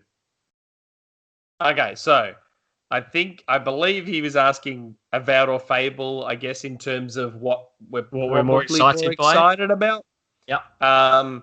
Me personally, the whole Skyrim thing, I've never played Skyrim, never been into that sort of type of game. So on that, I'd say Fable, because I've played Fable. Again, this is a Figment's question. If Figment's was here, he'd probably say Avowed. Yeah, I would also say Avowed for sure. Yeah. I think what Avowed showed was better than what Fable showed. Like, that trailer for Avowed was super cool. But in terms of what I think the game will be, Fable. Recore 2 or Quantum Break 2? Super easy. Recore 2. Recore 2. Recore, I've said this before, and I'll say it the day I die. Recore has the potential to be Microsoft's Zelda or Metroid. I'm not saying it could be as good as those. I'm saying it has the potential to be Microsoft's version or equivalent to Zelda or Metroid. Recore, with the time and budget it deserved, could have been incredible. Absolutely incredible. Like, the potential on Recore is ridiculous. Recore 2 for sure. For sure. I'm a time travel sucker. I love a good time travel paradox. So I'd love to see more from Quantum Break. Just because I love a good time travel story. So I'm going to be contrarian. Yeah, I found Quantum Break a bit boring myself. So, a sequel could be great. But, man, Recore was... Whew, For those watching, if you haven't seen it yet, one of our team did a really cool retrospective on Recore, kind of like a more long form review or talking through like where it succeeded and where it failed on the YouTube channel. It's worth a watch. It's really good. Recore's great. Even now, it's still good. Plays really well. Yeah. So to the Discord, one of our Nintendo friends, One Up Muffin, who's made some cool threads on the forum too. How much will the Xbox cost? I think he's being somewhat facetious there. But yeah, safe to say we're looking at minimum $4.99 on that one. Bare minimum. I remember a long, long time ago, before we knew a lot more stuff, I had always said that I think $5.99 isn't out of the question. Then I started to find out more stuff, and I thought $5.99 was no chance. Yeah. After Hot Chips, $5.99 is back on the table again. I just don't see them doing it, man. That is. Oh, look, neither do I. But I think it after what, like, I don't know if you saw the slide at Hot Chips, but one of them said that the APU for the Xbox One was 28 nanometer dollars. And then they said, yeah, I've seen Xbox it. One S, and then there was dollars plus, and then the Xbox One X was dollars plus plus, and then the Series X was like dollars plus plus plus, and I'm like, oh god, this thing's gonna be so expensive. But yeah. Look, bare minimum $4.99, $3.99 is now a pipe dream. That is like, that's not happening. It's going to be $4.99. It would be a moment. Oh, yeah, of course. But yeah, it's not going to happen. It would be a moment. Somnia. What do you think the next larger third-party games will be added to Game Pass, since Phil said they are targeting third-party games? We sort of talked about that already, didn't we? Yeah. I don't know what it would be, but I think we answered that question. Please refer to the earlier time in the podcast. Yeah, sorry, Somnia. At 1 hour and 4 minutes in. Thank you. At the moment, if I had to pick a singular big game, probably Watch Dogs. If I had to pick a singular game, probably Watch Dogs. Yeah. Okay. One Up Muffin asks another question. We have answered this one on another podcast. Do you think we'll ever get Banjo 3? Moon is making Banjo 3. We've already confirmed that. Moon is making. Let's just make sure that that's clear. That's a joke. That's a joke. But do we think we'll ever get it? I'm holding out hope that we will. I mean, I've said before, Microsoft do a lot of dumb things, but surely they're smart enough to understand that there's demand for Banjo 3 out there. Yeah. So I think we will. I'd like to think we will. What else? Don Cabeza asks, who is that does the artwork for the XboxEra site and YouTube channel? It's incredibly good, and they deserve a shout-out. Well, we shout them out all the time. As a matter of fact, we did it at the start of this podcast. We did. Free drag. Yeah. You the man. Although I do the art for the podcast template. That's me. Crimson Eclipse asks a dumb question and then a proper question. I'm not going to ask his dumb question. I don't know if I should ask his dumb question. It's really dumb. I'm not going to ask. It's really dumb. Sorry, Crimson. It's very juvenile. It's like, yeah. A part of me wants to ask it, but then another part of me is like, if we're going to try and make this professional, then we shouldn't ask stupid questions like this. It's really, really dumb. But I will ask Crimson's more serious question. Can we expect to hear more about any service improvements, additions to Xbox Live soon? Maybe around the Dash, because we've seen the Dash now. So my guess is that any improvements to Xbox Live will be centered around the Dash update.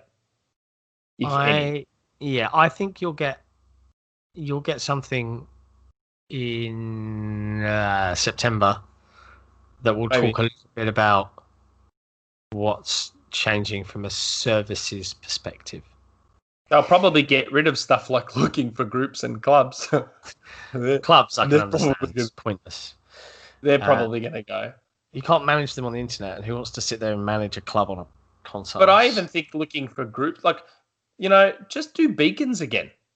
Beacons worked. Yeah. They worked. Like, they worked. They took minimal effort from a user perspective. Beacons took absolute minimal effort, and they worked. Like, I'd jump on my 360, I'd start playing something, and then it would pop up with someone that had... So my beacon was around Daytona, USA. So I'd be playing a game and then it would pop up with someone that likes to play Daytona USA and say, hey, this person's on and they're playing Daytona.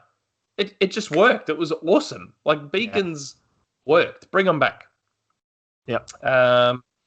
There's another part to this question. And has there been any noise with Xbox working with more Asian devs, Chinese, South Korean, with that recent Black Myth game being revealed recently, considering they're pushing xCloud for the Korean market? Yeah, that game, everyone's been going on about that game, about the Monkey King. That black, it looked pretty cool. Made by either one guy or a very, very small team, like a AAA RPG action thing.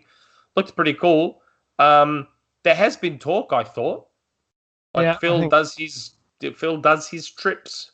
Takes his trips to. They have a lot of Asia. Developer relations in Korea and things like that. So yeah. So there has been noise. China.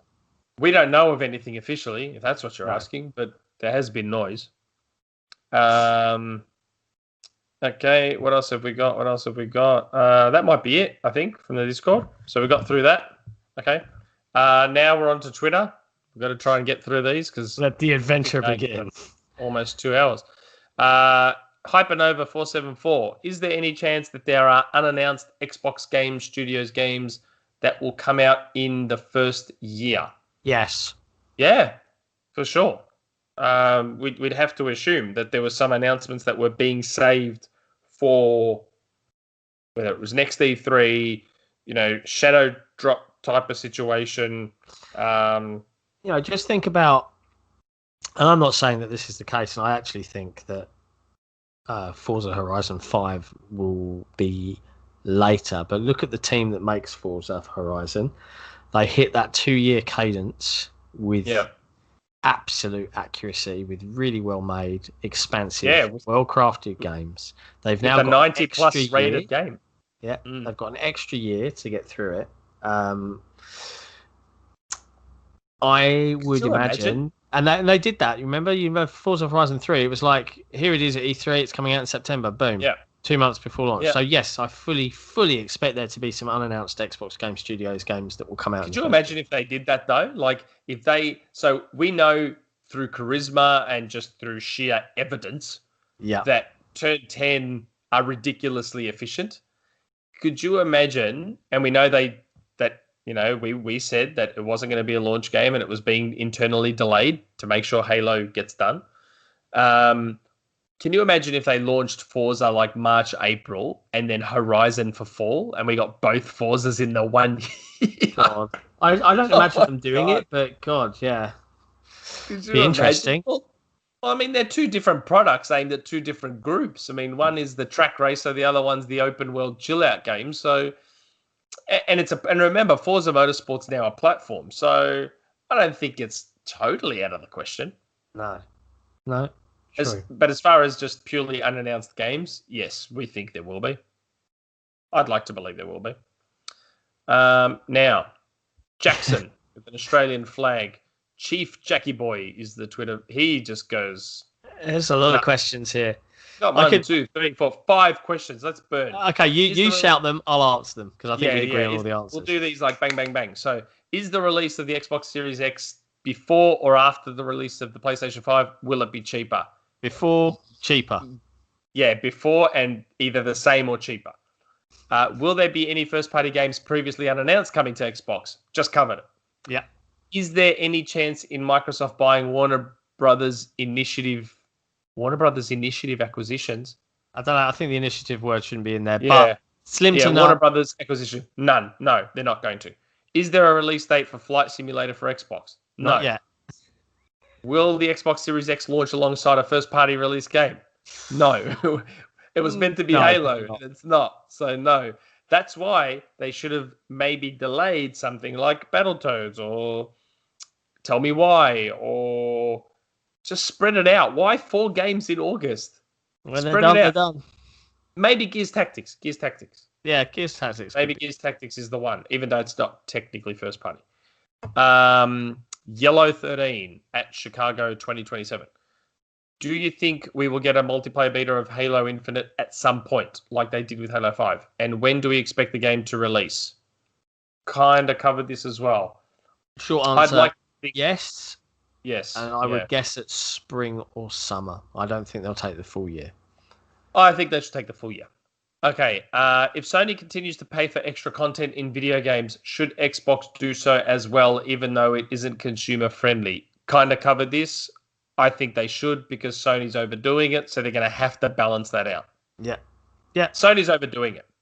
I don't care who you are, they're overdoing it. And you have to ask why. Yeah. Okay. Xbox Worlds at Worlds Xbox. Why isn't there more hype around Crossfire X? Game looks amazing.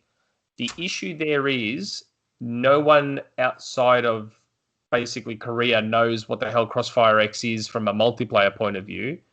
And what we just saw in July was the first time we've seen the single player. And yes, it did look real cool. Why there's no hype? I think I will surmise a guess in that the reason there's no real hype is the first thing that Nick just alluded to. The second is that whilst the campaign looks solid and interesting for what it is, it also arguably, and I don't mean this to be disparaging in any way to the franchise itself or the developers working on it, it's another first-person shooter military campaign. All right, you've got to really have. If you're not Call of Duty, you're not going to get. It had a lot of the same stuff.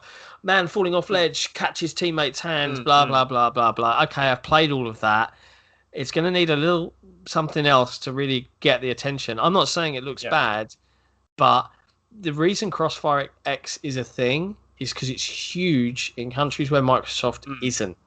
xCloud's going to launch in Korea. Suddenly you'll be able to play the most popular FPS in that region on xCloud remotely with friends, play a campaign for a franchise they love. I'd argue that's why it exists. It's not really for all of us. I'm hoping it's a great game. Not much more to say about it beyond that. At first glance, it does look a little derivative. Yeah. At first glance. It just looks like you said, a stock standard military shooter. Yeah. Okay. What do you guys think happened to the rumors of Xbox acquiring Polish and Japanese studios? Nothing. I mean, these things don't just happen overnight. They could still be talking to Polish and Japanese studios, for all we know. Yeah. The Polish studio, especially. I don't think the rumors of Bloober being acquired have gone away. So yeah, I don't think they've gone anywhere. It's just that this stuff doesn't happen overnight. It takes time. Yeah. Especially now. Okay, Mark of Tsushima. Keel Hall. Yep, who we've heard from many times before. Would you pay more to get more in Game Pass? It depends. It depends on what's being offered. That's a real tricky one. We've already got 200 games. So what's the more that we're referring to? So is it a case of Microsoft saying, all right, Game Pass Ultimate goes up to $20 a month, but we can guarantee you 2 or 3 AAA third-party games a year, day one? If that's what the more is, maybe, yeah. Yeah. Because, there are some third-party AAA games that I would like to buy day one, but just know that they're going to be on sale after 3 months or they'll end up in Game Pass down the road. Yeah. But if Microsoft said to me, we'll charge you $5 extra a month, but we're going to guarantee you 3 big AAA third-party games from one of our major publishers, Activision, Ubisoft, EA, yeah, I probably would. I think so. I think it depends a lot. I think where they're at right now is great for general. They've got to increase their subscriber base. 10 million is a lot, and it's way over that now at this point. But they need more. I'm just saying because he doesn't specify what the more is. I'm just speculating on what that more is. If the more is just perks, they'd want to be really good perks for me to pay more. They'd want to be really good perks. Yeah. Okay. Omar Habib LA. Do you guys see Xbox acquiring Techland, Quantic Dream, or IO Interactive? really talented studios that can make amazing stuff. Also, do you guys see Bungie joining Xbox Game Studios in the future? We've been hearing the rumors, and there's even insider talk about it. No, There's so much stuff. no. There's so much stuff I would love to be able to say right now about the Bungie thing. Okay. Well, seeing as I'm not beholden to that, I will say something about the Bungie thing. To the top three, no, not really. I think Quantic Dream are out because of the stuff that apparently has gone on there from a management perspective. I don't IO think was a would. thing. IO was a thing. Didn't happen. Fell through. Techland was a thing. Yeah, Techland. I think Techland have publicly come out and said no, we're an independent studio. Bungie. Look, Phil loves Destiny, and they share the same city. He loves the team there. You know, they let them go because that's what they wanted to do for their creative staff. Down the road. They're down the road. Aren't they? I fully expect a tighter relationship, but an acquisition, no. You'll see marketing like you'll start to see Destiny now. For the foreseeable future, Destiny will become associated with Xbox the way it used to be associated with PlayStation. Yeah, that's I think what you'll see. And I would also guarantee you, whatever the other franchise was, what was it called? Matter. Matter will be an Xbox branded publishing type deal, or timed exclusive, or like you. So I think the reason we've been hearing rumors and scuttlebutt about Bungie is because it could be that Phil has gone and had a look and been shown Matter, and maybe Bungie are like, you know, Destiny's taking up everything. Can you help us out in some way with making Matter happen? Who knows? Maybe. And maybe it feels like done. And maybe there's a deal around Matter. And that's why we've been hearing so many rumors about Bungie. Because think about it, right? So a while back, I said they're never going to acquire WB because they're not going to take on that many staff in one hit. Yeah. Bungie's like 700 people. Like Bungie is probably the same size as all those WB studios combined. So if they weren't going to take on the WB studios, they're not going to take on Bungie. And Bungie would cost a fortune. People like Bungie would cost in the billions, not the millions. Because not only because of their physical size, say what you want about Destiny, it's a big IP. Yeah. And it makes a lot of money. So not only are they buying the studio, they're buying the Destiny IP as well. And they'd probably have to pay out Tencent's investment or NetEase or whoever it was. Yeah. So it's not happening. Bungie's not happening. And just a tighter relationship, I think, is what you can There'll be, yes. There will definitely be maybe a publishing relationship, something to do with Matter, for sure. But they're not buying Bungie. Yeah.